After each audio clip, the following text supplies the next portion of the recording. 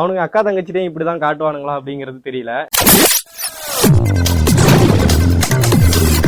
அது கன்னியாகுமரி மாவட்டம் குளித்துறை அப்படின்ற ஒரு பகுதியில் நடந்த ஒரு சம்பவம் தான். அது ஆரம்பத்திலே சொல்லிடுறேன், இதெல்லாம் முளைக்கிறப்பவே கிள்ளி எரிஞ்சிடணும். அதனால தமிழ்நாடு காவல்துறை கண்ணில் படும் வரை இந்த வீடியோ ஷேர் பண்ணுங்க. குறிப்பா கன்னியாகுமரி போலீஸ், அதாவது இந்த வீடியோ எடுத்த நபர் வந்து ஒரு வேலையா வெளியில போயிட்டு ரிட்டர்ன் வரும்போது 2 வண்டியில ஒரு KTM பைக், இன்னொரு ஸ்பிளெண்டர் பிளஸ். அதாவது அந்த KTM பைக்ல பாத்தீங்கன்னா நம்பரே கிடையாது பின் சைடு. இந்த மாதிரி ஊழ வேலை பண்றதுக்காகவே பின்பக்கம் நம்பர் பிளேட் மாட்டாம ஓடி தராங்க. இன்னொரு ஸ்பிளெண்டர் பிளஸ்ல வந்து நம்பர் இருக்கு. அந்த நம்பர் அவ்வளவு தெளிவா தெரியல. TN74T0478 அந்த மாதிரி தான் எனக்கு தெரியுது. ஆனா தெளிவா தெரியல.